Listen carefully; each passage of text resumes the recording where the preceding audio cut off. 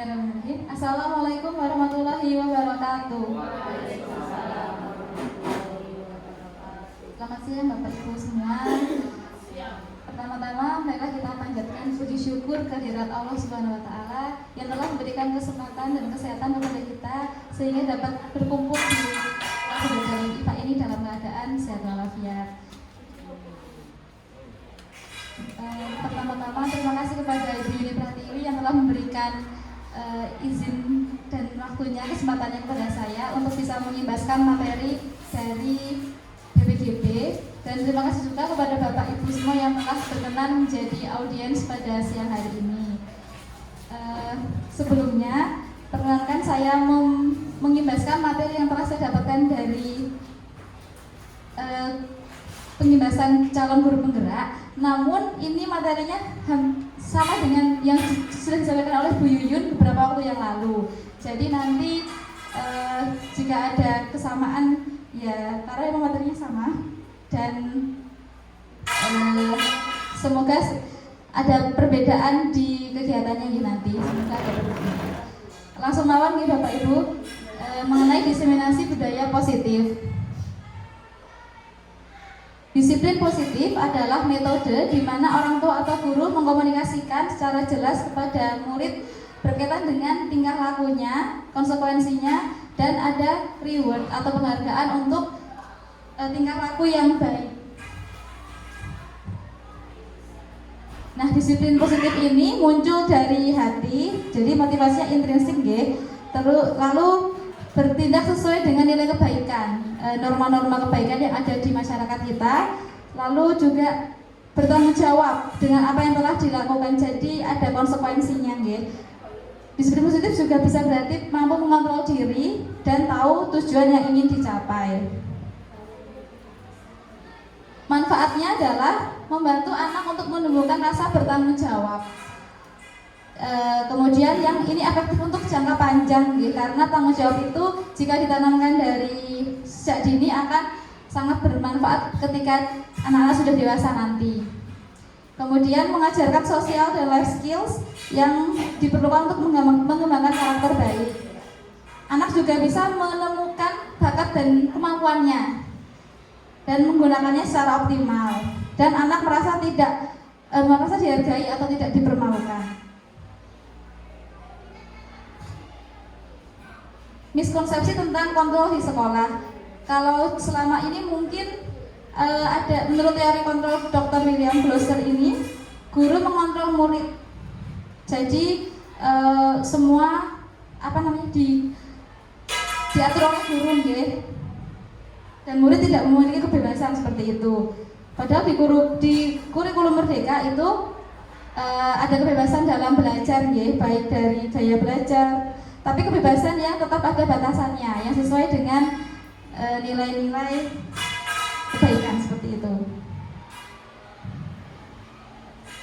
Nah, sebagai pendidik, tujuan kita adalah menciptakan anak-anak yang memiliki disiplin diri, sehingga mereka bisa berperilaku dengan mengacu pada nilai-nilai kebajikan dan memiliki motivasi intrinsik. Jadi benar-benar dari hatinya, misalnya disiplin ketika mengikuti pacaran misalnya dengan berpakaian lengkap. Kalau dia belum memiliki rasa disiplin, mungkin anak itu dengan cueknya, aku nggak usah pakai topi, nggak usah pakai ikat pinggang, atau mungkin dalam artian tidak lengkap berpakaiannya. Namun ketika dia sudah memiliki rasa disiplin, dia tentu akan melaksanakan upacara dengan tertib dan lengkap menggunakan atributnya. Itu contoh kecilnya.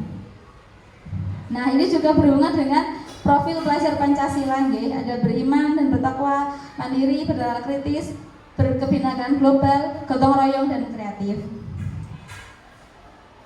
Nah, di sini ada beberapa contoh yang mungkin dulu pernah dilakukan. Datang ke sekolah tepat waktu agar tidak dihukum. Jadi ini masih motivasi ekstrinsik, masih dari luar. Oh, aku tidak dihukum nih, biar tidak dihukum, aku datang tepat waktu. Lalu melakukan perintah guru untuk mendapatkan pujian. Wah, biar dipuji guru, aku mengerjakan tugas. Padahal seharusnya motivasinya adalah biar aku bisa mengerjakan. Kemudian melakukan kebaikan, seharusnya kan kebaikan itu dilakukan memang karena seharusnya kita baik dengan orang lain. Nah, ada 3 motivasi perilaku manusia. Yang pertama, untuk menghindari ketidaknyamanan atau hukuman.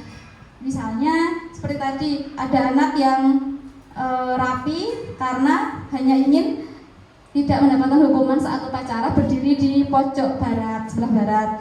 Lalu untuk mendapatkan imbalan atau penghargaan dari orang lain. Mungkin ada ya yang orang tua, kamu akan diberi tas baru misalnya ketika kamu bisa ranking 1, misalnya seperti itu. Atau mungkin di kelas kamu akan bu guru beri alat tulis, jadi alat tulis ketika mendapatkan nilai 100, misalnya seperti itu. Itu motivasinya. Kemudian untuk menjadi orang yang mereka inginkan dan menghargai diri sendiri dengan nilai-nilai yang mereka percaya. Bapak Ibu, kalau misalnya ada murid yang selama ini melakukan kesalahan, apa yang sudah Bapak Ibu lakukan? Menasihati, oke. Kemudian kalau di sini ada ya, mungkin di luar sana dia memberikan hukuman, terus menambah poin negatif. Biasanya kalau saya ingat waktu di SMP itu poinnya misalnya terlambat sekian, lalu sampai 100 dan harus keluar. Itu saking ketatnya memarahi siswa. Tapi kalau di sini sepertinya tidak ada nih yang memarahi siswa sampai yang bentak-bentak gitu, karena memang tidak baik nih, tidak boleh. Kemudian menyita sesuatu, misalnya kalau ada yang membawa mainan itu disita nih, karena akan mengganggu pembelajaran. Nah, dampaknya dari hukuman ini adalah murid akan tersakiti, apalagi jika dilakukan di depan kelas. Mungkin kalau zaman dulu di strap nikah nggih, berdiri di lapangan, dipanas-panasin gitu, dijemur maksudnya. Lalu murid tidak nyaman dalam jangka yang panjang karena merasa malu tadi dan tersakiti tadi nggih. Perilakunya pasif, agresif meningkat. Mungkin jadi lebih malas itu, bisa jadi malah seperti itu. Murid menjadi takut dan sistem tidak akan berjalan. Murid bisa jadi menyembunyikan kesalahan. Jika ke depan dia melakukan kesalahan lagi, bisa jadi dia menyembunyikan kesalahannya karena biar tidak mendapat hukuman. Lalu murid merasa marah karena merasa tidak bersalah dan rendah diri. Nah, Bapak Ibu, di sini ada perbedaan antara konsekuensi dan hukuman. Misalnya saya mempunyai murid yang tidak sengaja menumpahkan air minum, misalnya seperti itu nggih. Itu kan tidak sengaja. Tapi saya menghukum murid itu dengan menyuruh dia berlari keliling lapangan. Kira-kira niku nyambung tidak dengan kesalahannya tadi yang tidak sengaja tadi? Menumpahi minum tapi malah disuruh lari keliling lapangan. Itu tidak sinkron ya, tidak cocok. Nah, bedanya konsekuensi dengan hukuman Bapak Ibu. Ternyata kemarin saya dapat ilmu baru kalau ada bedanya. Hukuman itu tidak berhubungan dengan kesalahan. Jadi salahnya apa, hukumannya apa. Bisa seperti ini. Hukumannya misalnya dia tidak membawa tugas nggih, kesalahannya itu. Hukumannya di setrap. Tapi kalau konsekuensi seperti ini, konsekuensinya adalah misalnya dia menumpahkan minum tidak sengaja gitu, akan ke depan harus berhati-hati. Konsekuensi seperti itu, dan mungkin mengganti atau membersihkan tempat yang basah tadi. Itu konsekuensi. Jadi konsekuensi itu masih berhubungan dengan kesalahannya. Tidak kalau hukuman itu tidak nyambung sama sekali dengan kesalahannya.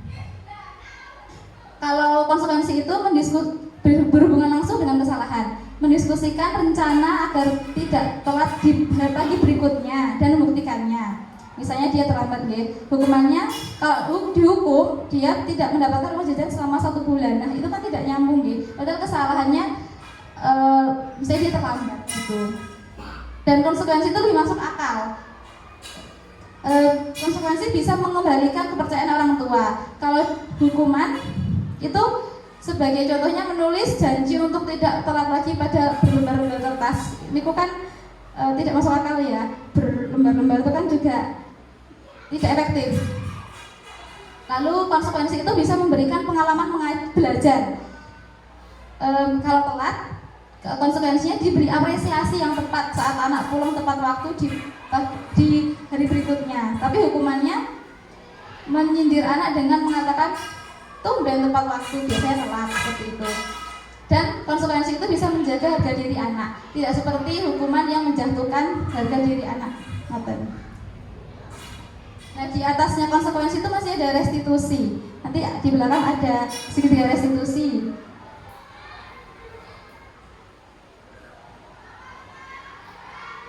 Misalnya contohnya perbedaannya seperti ini. Hukuman itu muridnya akan belajar menyembunyikan kesalahan. Tapi kalau konsekuensi, anaknya akan belajar taat pada peraturan. Dan kalau restitusi, anaknya akan belajar memecahkan masalah. Jadi tingkatannya yang paling rendah itu hukuman, kemudian atasnya konsekuensi, dan paling tinggi adalah restitusi.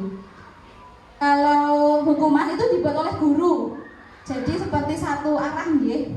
Konsekuensi itu dibuat oleh guru dan anak bisa berdiskusi ketika di kelas atau di rumah bersama orang tua. Restitusi juga seperti itu, bersama anak yang membuat. Kalau yang hukuman, contoh perbedaannya adalah mengontrol anak dengan penguatan negatif. Jadi seperti kurang efektif kalau hukuman. Tapi kalau konsekuensi itu dengan penguatan positif. Kalau restitusi, anak itu paham bahwa dirinya itu memegang kendali kontrol. Jadi apa yang harus kita lakukan ketika banyak murid yang melanggar peraturan atau tidak disiplin? Kira-kira yang paling cocok kenapa Bapak Ibu? Memberikan hukuman, konsekuensi atau restitusi? Yang paling tepat ketika banyak anak yang tidak disiplin, yang paling tepat apa? Restitusi. Yang paling tinggi restitusi, bawahnya konsekuensi, dan yang paling buruk itu hukuman. Nah, kemudian kita akan masuk ke materi keyakinan kelas. Keyakinan kelas untuk memenuhi kebutuhan dasar murid. Kita bisa mengadakan kesepakatan kelas, nggih. Mungkin Bapak Ibu juga sudah setiap tahun ajaran baru atau semester baru membuat keyakinan kelas, nggih, dengan kontrak belajar, nggih. Bisa dibahas bersama anak-anak, lalu diketik dan di-print, dijadikan aturan di kelas seperti itu. Jadi Bapak Ibu guru bisa mengajak murid-muridnya untuk kira-kira peraturan apa saja yang akan kita buat. Misalnya tidak boleh gojek saat pelajaran, lalu tidak boleh membawa makanan dan minuman di kelas, seperti itu. Atau tidak boleh juga melakukan bullying, seperti itu. Yaitu contoh keyakinan kelas. Nah, nanti bisa dibuat bersama anak-anak, kemudian ditempelkan atau di-print, lalu ditaruh di dinding dan disepakati bersama.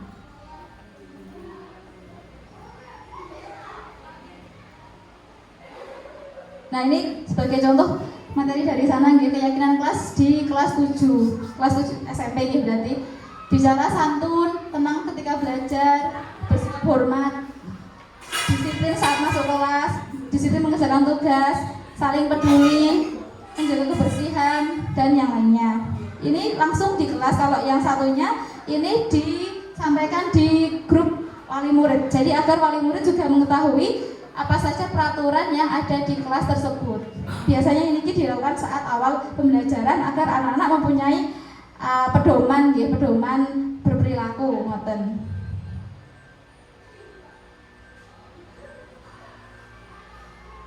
Nah, kemudian lanjut ke 5 kebutuhan dasar manusia.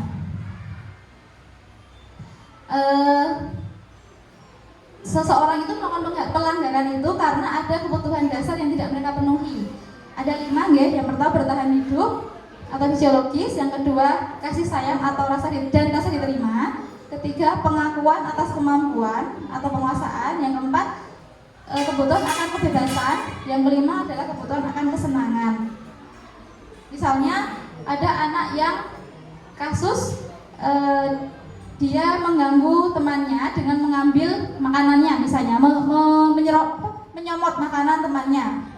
Kamu bawa apa? Boleh minta? Langsung belum dijawab, langsung dimakan gitu saja. Nah, itu mungkin penyebabnya adalah karena dia kelaparan ya, tidak diberi sangu oleh orang tuanya, sangu makan, atau juga mungkin tidak diberi sangu uang oleh orang tuanya, jadi dia kelaparan. Nah, itu salah satu kebutuhan bertahan hidup.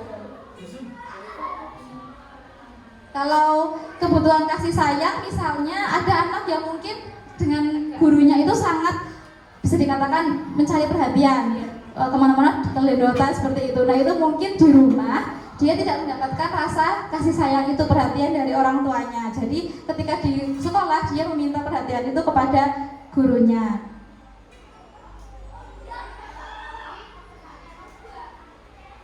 Nah, ada 5 posisi kontrol ya Bapak Ibu sebagai guru. Yang pertama, sebagai penghukum, sebagai pembuat orang merasa bersalah, sebagai teman, sebagai pemantau, dan manajer.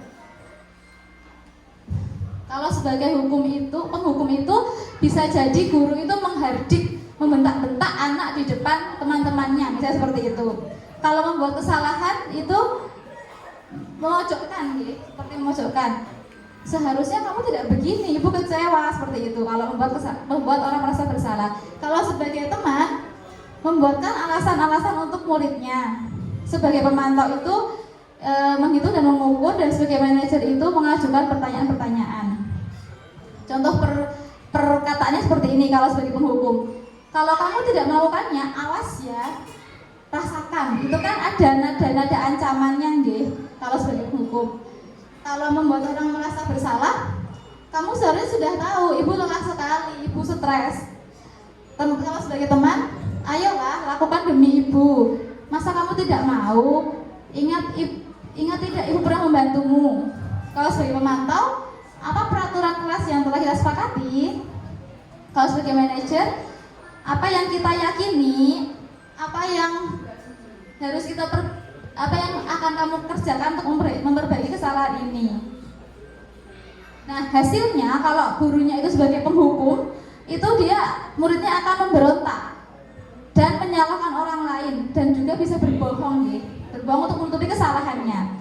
Kalau membuat orang merasa bersalah, hasilnya adalah bisa jadi menyembunyikan kebenaran. Kalau sebagai teman, anak itu bisa bergantung. Sebagai pemantau, anak itu bisa menyesuaikan diri, merasa diawasi, karena ada yang memantau. Kalau sebagai manajer, bisa menguatkan pribadi anak. Dampaknya bagi murid, kalau gurunya itu sebagai penghukum, bisa jadi dia mengulangi kesalahannya diulangi terus. Kalau sebagai gurunya sebagai pembuat orang merasa bersalah, anaknya bisa merasa rendah diri karena terus-terusan disalahkan oleh gurunya. Kamu nggak bisa, kamu ini. Nah, itu dia merasa minder, apalagi jika disampaikan di depan murid-muridnya. Murid itu akan lemah, tidak mandiri, dan sangat bergantung kepada gurunya. Sebagai pemantau, menitik beratkan pada sanksi atau hadiah. Jadi murid itu mikir, ada sanksinya nggak ya, ada hadiahnya nggak ya, seperti itu. Kalau manajer, muridnya akan mengevaluasi bagaimana ia memperbaiki diri. Jadi paling baik itu yang manajer dari 5 posisi tersebut. Nah, Bapak Ibu, ini ada kasus nih. Jadi saya bacakan saja karena kecil-kecil. Sabrina itu buru-buru datang ke sekolah. Lalu di depan sekolah ada Pak Lukman. Ternyata dia salah mengenakan sepatu. Pak Lukman menanyakan pada Sabrina, harusnya sepatu apa yang kamu pakai seharusnya?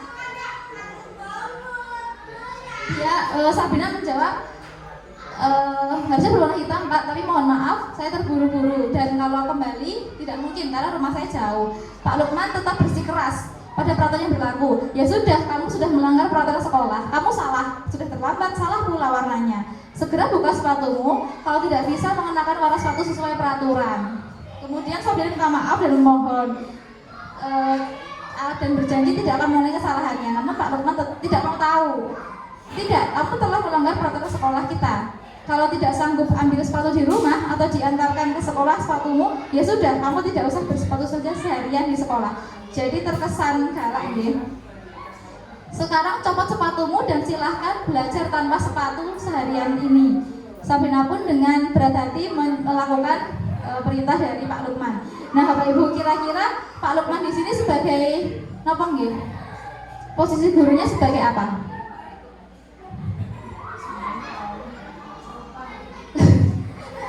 Sebagai penghukum, pembuat rasa bersalah, sebagai teman, pemantau atau manajer. Kira-kira yang mana? Dia Pak Lukman itu tadi seperti galak, lebih nggak mau tahu. Penghukum nggih. Oke, coba kita cek. Iya betul, penghukum nggih. Karena Sabrinanya Pak Lukmannya tidak mau tahu apa alasan Sabrina, padahal dia sudah minta maaf, sudah menjelaskan bahwa rumah saya jauh Pak, nggak mungkin saya kembali, seperti itu. Yang ini ada kasus juga, Ibu Dani sedang menjelaskan pelajaran bahasa Inggris, tapi si Fajar malah tanpa acuh tak acuh. Lalu Ibu Dani bertanya, Fajar coba jawab pertanyaan nomor 3. Fajar maju namun tetap bermalas-malasan. Sesamanya di papan tulis, dia hanya diam. Ayo Fajar, makanya jangan tidur-tiduran, lain kali perhatikan. Sudah sana, duduk kembali. Kira-kira siapa yang bisa? Nah, Fajar pun kembali duduk di bangkunya. Hal ini sudah sering terjadi. Dia tidak memperhatikan pelajaran. Dan nilai-nilainya juga tidak terlalu bagus di pelajaran bahasa Inggris. Saat ditegur, Fajar hanya menjawab, tidak tahu Bu.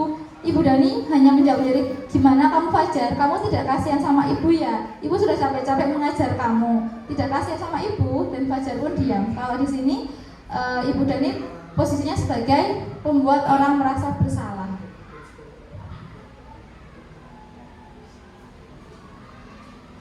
Kemudian disiplin ya Bapak Ibu. Disiplin berasal dari bahasa Latin disiplina yang artinya mengajar. Kalau disipulus dari bahasa Latin juga itu berarti murid, dan disiplis itu dari bahasa Inggris yang berarti murid. Disiplin pada prinsipnya adalah sebuah pengajaran tingkah laku dengan penuh kasih sayang sehingga masuk dalam pikiran dan hati murid anak. Dengan kasih sayang, ya, bukan dengan teriakan, bukan dengan bentakan, tapi dengan lemah lembut seperti itu. Seharusnya seperti itu. Namun di banyak kasus mungkin kita temui ya, menasihati anak dengan cara yang kasar, keras seperti itu, membentak-bentak. Mungkin di luar sana banyak seperti itu. Jadi anak yang anaknya itu hanya teriakannya, bentakannya, tapi nasihatnya itu tidak terekam oleh anak, tidak masuk ke hatinya anak. Nah, restitusi. Menurut Gosen, restitusi adalah proses menciptakan kondisi bagi murid untuk memperbaiki kesalahan sehingga mereka kembali kepada kelompok mereka dengan karakter yang lebih kuat. Jadi ada anak yang melanggar kesalahan, lalu dilakukan restitusi, dan kedepannya anak itu bisa menjadi lebih baik daripada sebelumnya. Ini juga merupakan kegiatan kolaboratif di antara guru dengan murid untuk mencari solusi dari sebuah masalah. Jadi murid itu diajak berpikir, diajak duduk, apa masalahnya, kemudian solusinya bagaimana. Bukan hanya dibentak-bentak tanpa ada maksud yang jelas seperti itu. Pada akhirnya nanti restitusi bisa menjadikan pribadi yang lebih baik, yang lebih disiplin. Penekanannya itu bukan pada bagaimana berperilaku untuk menyenangkan orang, namun lebih ke menjadi orang yang menghargai nilai-nilai kebaikan. Melalui restitusi, ketika murid berbuat salah, guru akan menanggapi dengan cara yang memungkinkan murid untuk membuat evaluasi internal tentang apa yang dapat mereka lakukan untuk memperbaiki kesalahan, dan mereka mendapatkan kembali harga dirinya. Jadi tidak merasa rendah diri ya muridnya setelah direstitusi, dia malah akan menjadi pribadi yang lebih baik, tidak merasa minder, tidak merasa tersakiti, karena memang restitusi disampaikan dengan cara yang lemah lembut, dengan dialog dua arah. Restitusi menguntungkan korban, tetapi juga menguntungkan orang yang telah berbuat salah. Nah, ciri-cirinya seperti ini. Bukan untuk menebus kesalahan, namun untuk belajar dari kesalahan, gitu. Memperbaiki hubungan, mungkin antara teman dengan teman atau teman dengan guru. Restitusi adalah sebuah tawaran yang nanti disepakati, mau atau tidak, bukan dipaksa. Kalau hukuman kan bersifat memaksa, gitu. Restitusi menuntut untuk melihat ke dalam diri, di dalam dirimu. Jadi masalahnya itu apa toh mungkin di dalam dirimu ada sesuatu yang belum pas, jadi terbawa sampai ke tindakannya. Restitusi mencari kebutuhan dasar yang mendasari tindakan. Seperti tadi mungkin kebutuhan dasarnya adalah ya tadi itu bertahan hidup, tapi kok dia tidak diberi sangu oleh orang tuanya sedangkan sekolah sampai sore. Nah itu tindakannya adalah mengambil makanan yang bukan haknya milik temannya. Itu nanti akan ketahuan, oh ternyata kebutuhan dasar yang belum dimiliki oleh anak ini belum dipenuhi adalah kebutuhan bertahan hidup. Kemudian restitusi itu fokus pada karakter bukan tindakan. Restitusi bersifat menguatkan dan fokus pada solusi dan mengembalikan murid yang berbuat salah kembali pada kelompoknya. Nah ini Bapak Ibu segitiga restitusi. Ada 3 tahapan guys segitiga restitusi itu. Yang pertama adalah kita menstabilkan identitas. Misalnya kita berkata setiap orang pasti pernah melakukan kesalahan seperti kamu yang telah kamu lakukan. Kamu bukan satu-satunya orang yang pernah melakukan ini. Bu guru mungkin dulu juga pernah memakai sepatu yang salah ketika berangkat ke sekolah. Kemudian tahapan kedua adalah memvalidasi tindakan yang salah. Tapi kamu tentu punya alasan kenapa melakukan hal tersebut. Adakah cara yang lebih efektif untuk mendapatkan apa yang kamu butuhkan? Dan yang ketiga, tahap ketiga adalah menanyakan keyakinan. Keyakinan kelas apa yang telah kita sepakati, kan kita mengembalikan ke dalam peraturan yang ada, bisa di sekolah bisa di kelas. Kalau di kelas mungkin keyakinan peraturan kelas apa yang telah kita sepakati, kalau di sekolah peraturan sekolah apa yang telah kita sepakati. Dan kamu ingin jadi orang seperti apa? Jadi itu bersifat lemah lembut, tidak bentak-bentak.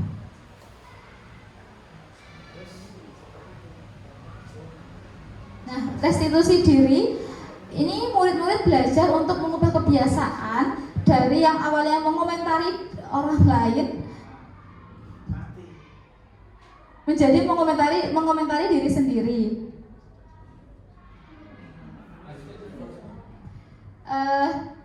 Glaser menyatakan orang yang bahagia akan mengevaluasi diri sendiri, orang yang tidak bahagia akan mengevaluasi orang lain. Jadi seperti mungkin kalau bahasa sekarang julid ngoten nggih sama orang lain. Nah itu karena dia tidak bahagia dengan dirinya sendiri.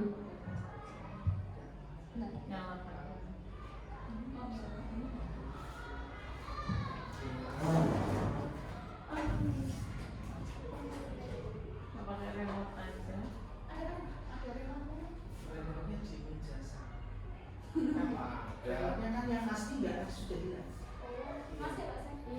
Dibelikanlah.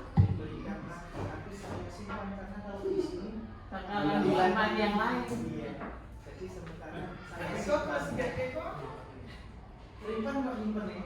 Pas tadi Pak itu Oh, ini sudah touchscreen. Hari ini ISO.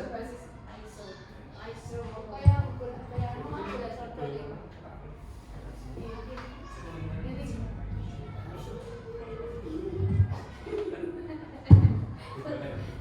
ini materinya sekolah aja kok. Oh, tapi WA-nya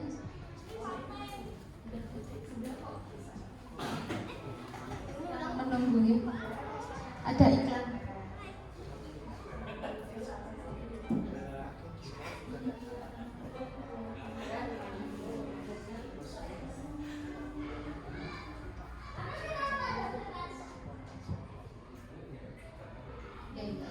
Dilanjut nih Bapak Ibu, ini ada sebuah contoh kegiatan restitusi yang dilakukan oleh guru.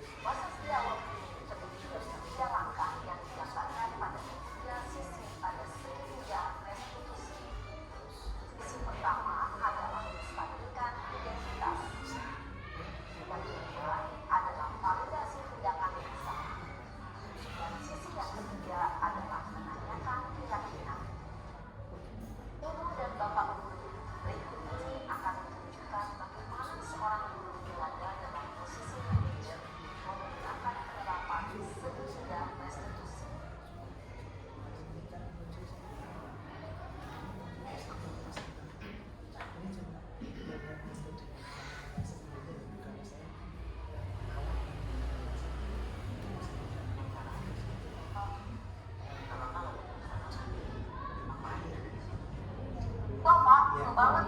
Masa aku dikatain tukang fitnah, Pak? Ya aku marah lah. Aku balik ngatain Eka di depan kelas. Kesel banget. Oh gitu. Ya pasti kamu marah dan kesal. Bapak juga akan marah apabila ada yang menuduh Bapak. Ya, pada saat itu kamu mau melakukan apa? Ya saya langsung ngatain Eka lah, Pak. Kesel banget. Saya bentak-bentak dia di depan teman-teman lain. Oh begitu. Pasti kamu melakukan seperti itu karena suatu alasan tertentu, bukan? Iyalah, masa saya diam saja, Pak? Ya saya bela diri lah. Masa saya dituduh tukang fitnah? Ya wajar lah. Pertahankan harga diri sendiri sesuatu yang pasti bodoh. Untung kamu tidak bisa berpikir bahkan hanya membentak-bentak. Tidak, Pak. Untuk saya masih bersabar dan hanya membentak saja. Udah gemes padahal. Saya pasti bela diri lah. Ya pasti ya. Tapi kamu memilih untuk tetap bertahan dan bersabar. Kamu memilih untuk tidak lebih parah lagi, bukan? Nah, sekarang coba kita lihat lagi. Kata kamu yang bentak-bentak di kelas. Kata kamu itu kira-kira sesuai dengan keyakinan kelas atau nasib kamu tidak? Enggak lah, Pak. Sampai, Pak. Kenapa? Jadi keyakinan atau nasib mana yang kurang sesuai dengan keinginan kamu? Ya, saya sebenarnya sangat menghargai orang lain. Tapi saat itu saya tidak emosi. Jadi, tidak menunjukkan sikap itu. Kamu meyakini tidak? Menghargai orang lain itu penting buat kamu. Ya, kenapa? Iya. Kita harus saling menghargai. Namun, ada juga keyakinan dan kesepakatan yang perlu kita jalankan apabila kita sedang marah, kan? Ya, saya bisa lebih proaktif. Mulai dengan diri. Saya bisa jadi lebih bersabar, mengambil waktu jeda untuk berpikir mau apa selanjutnya. Kira-kira kamu bersedia memperbaiki masalah ini tidak? Bersedia, Pak. Kalau kamu memperbaiki masalah ini, kamu akan menjadi orang seperti apa? Saya akan menjadi orang yang bertanggung jawab kali ya, Pak. Dan senantiasa proaktif. Ya, menurut kamu, bagaimana rasanya menjadi orang seperti ini? Kayak nyaman lah. Bangga bisa bersabar dan menahan diri. Baiklah kalau gitu. Kita pikirkan bagaimana memperbaiki masalah ini.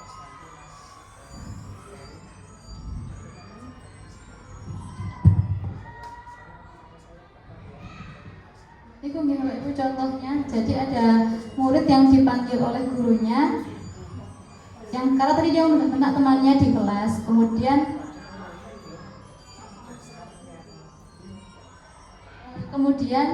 mereka berdiskusi mencari akar permasalahannya dan bagaimana penyelesaiannya.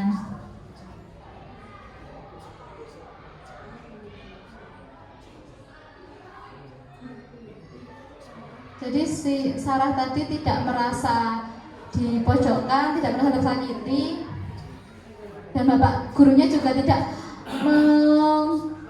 menampilkan ekspresi wajah yang galak, ya. Jadi lebih lemah lembut seperti itu. Nah ini Bapak Ibu sebenarnya ingin simulasi, namun sebenarnya waktunya tinggal 10 menit. Jadi ini ada kasus, nggih. Kasus yang pertama, Ariel sering gaduh di kelas. Nah dia terlibat pertengkaran dengan Rafil. Mereka kejar-kejaran hingga emosi dan saling adu mulut. Ariel memukul Rafil dan Rafil pun menangis. Setelah ditelusuri ternyata Ariel nggak terima kalau Rafil jadi ketua kelompok. Ia mau ketuanya adalah dirinya sendiri. Kebutuhan dasarnya yang tidak terpenuhi adalah kekuasaan. Ariel menginginkan kekuasaan, ingin menjadi ketua kelompok. Kemudian Ariel dipanggil oleh gurunya untuk melakukan restitusi. Setelah melakukan restitusi, perasaan Ariel menjadi lega dan berjanji untuk tidak mengulangi kesalahannya lagi. Jadi langkah-langkahnya gurunya tadi yang pertama menstabilkan identitas, seperti ini kalimatnya. Menurut Ariel, perbuatan yang tadi dilakukan oleh Ariel itu salah atau benar? Atau setiap orang pasti pernah melakukan kesalahan. Tidak ada orang yang sempurna di dunia ini. Kemudian memvalidasi tindakan yang salah. Ariel pasti punya alasan mengapa melakukan itu. Sekarang coba ceritakan apa alasan Ariel melakukan itu. Tahap yang ketiga adalah menanyakan keyakinan. kita kan sudah membuat keyakinan kelas. Keyakinan kelas apa yang telah kita sepakati? Apakah Ariel meyakini atau menyepakati keyakinan kelas kita? Jika Ariel meyakininya, apakah Ariel bersedia? Kemudian jika Ariel memperbaikinya, berarti hal ini menunjukkan seperti apa Ariel yang sebenarnya. Dan ditanya, apa rencana Ariel setelah hal ini? Ke depan akan menjadi seperti apa? Kemudian ditanya juga bagaimana perasaan Ariel setelah melakukan restitusi tersebut. Tentunya anak akan merasa lebih tenang dan lega, dan dia sudah mempunyai gambaran untuk langkah-langkah apa yang dilakukan agar bisa memperbaiki diri ke depannya nanti. Ada kasus yang kedua. Pagi ini pembelajaran dilakukan, tapi kecuali Randy belum hadir. Sampainya di sekolah, Randy datang dengan kondisi yang berantakan. Maggie, temannya, bertanya mengapa dia berantakan, namun Randy malah marah-marah dan menantang temannya itu. Terjadilah adu mulut dan hampir saja mereka berkelahi. Anak-anak yang takut memanggil saya, gurunya maksudnya, yang kebetulan berada di ruang guru. Saya panggil kedua anak itu. Setelah saya tanya, ternyata Randy tidak suka jika dibilang berantakan dan sering terlambat. Randy tergesa-gesa berangkat ke sekolah hingga hatinya kalut atau panik. Akhirnya saya tawarkan ke Randy untuk melakukan restitusi. Nah, ini kira-kira percakapan restitusinya antara guru dengan Randy. Menstabilkan identitas nih. Menurut Randy, perbuatan yang Randy lakukan itu benar apa salah? Seperti mirip tadi nggih. Kemudian Randy pasti punya alasan mengapa melakukan itu. Alasannya adalah tergesa-gesa ya, karena kesiangan. Terus menanyakan keyakinan. Kita sudah membuat keyakinan kelas. Kira-kira keyakinan kelas apa yang Randy yakini seperti itu, dan apa rencana Randy ke depannya untuk bisa memperbaiki diri. Mungkin dia akan berkata, oh iya Bu, mungkin ke depan saya akan bangun lebih pagi dan menyiapkan perlengkapan sekolah semalam sebelumnya sehingga tidak terburu-buru di keesokan harinya dan bisa datang ke sekolah dengan tepat waktu. Seperti itu Bapak Ibu. Sepertinya sudah cukup untuk materi kali ini. Mohon maaf jika banyak kekurangan, semoga bisa bermanfaat.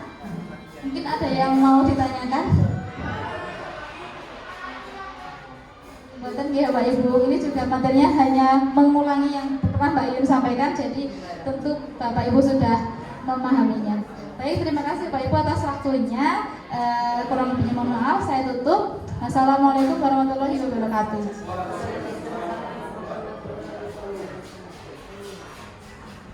Bapak Ibu, matur nuwun untuk sekalian ditutup nggih Bu.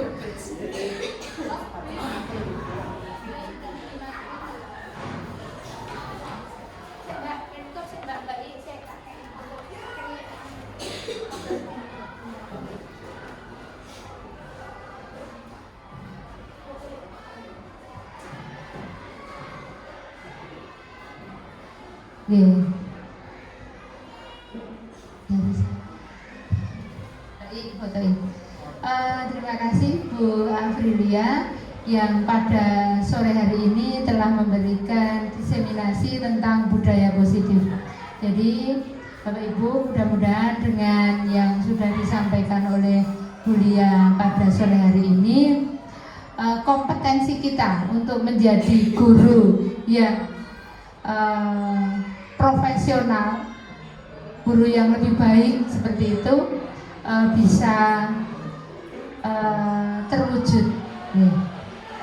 Ibu Bapak memang selama ini banyak sekali masalah di sekolah kita yang itu perlu kemampuan kita perlu kita tingkatkan. Bagaimana cara mengatasi anak-anak yang sangat-sangat luar biasa.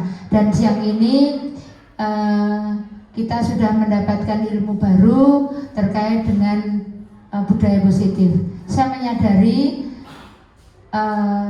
akan sebenarnya sulit bagi kita dengan karakteristik anak-anak kita yang seperti itu. Rasanya sok yo pripun nggih, angel percaya, kita pesimis.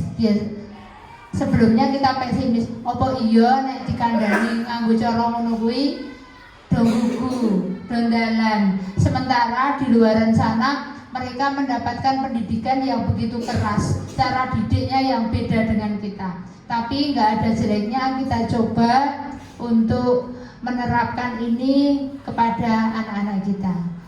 Kita awali dari sekarang, mudah-mudahan tanpa kekerasan, tanpa dengan hukuman, anak-anak kita sudah bisa jalan. Itu Bapak Ibu dari saya. Kemudian yang berikutnya, esok hari kita memperingati Hari Guru Nasional dan Hari PGRI yang ke 78. itu Bu 78. Oke. Kita harapkan karena guru itu adalah profesi pilihan kita, walaupun tadinya bukan suatu pilihan bagi kita, tapi sekarang mau tidak mau kita harus melaksanakan ketugasan itu. Maka monggo Bapak Ibu kita terus berproses untuk bisa menjadi guru yang lebih baik lagi. Ilmu harus kita update, kita kembangkan lagi. Dan kegiatan seperti ini nanti akan terus kita lakukan untuk memperkuat kemampuan kita, meningkatkan kompetensi kita untuk menjadi guru yang profesional dan memiliki kompetensi yang diharapkan oleh undang-undang maupun oleh masyarakat pengguna, oleh masyarakat lingkungan sekitar kita. Dan kita juga menyadari bahwa profesi kita tidak hanya di sekolah, tapi jabatan guru itu melekat dimanapun kita berada.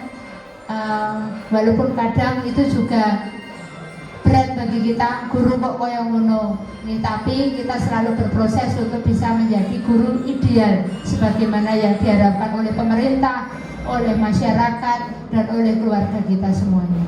Kita akhiri Bapak Ibu, monggo dengan berdoa mengucap syukur. Sekali lagi selamat Hari Guru, hari kita semua.